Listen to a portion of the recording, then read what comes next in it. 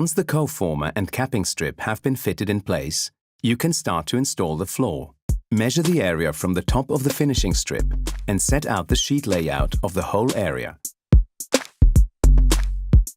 Where possible, it is always best to lay the first sheet one width away from the wall.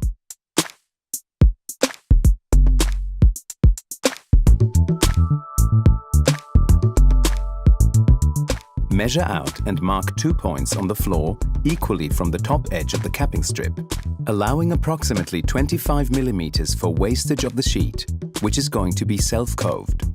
The first sheet can be rolled out, positioned on the marks. This will act as a guide for the positioning of the sheet that will be coved to the wall. In order to install Altro safety floors correctly, we recommend a steady temperature of between 14 and 27 degrees Celsius is maintained for at least 48 hours prior to and 24 hours after completion of the installation. There are 2 types of blades that we recommend for cutting Altro safety floors. The concave blade, which you can use to score or cut the material, and the hook blade, which will cut through the material.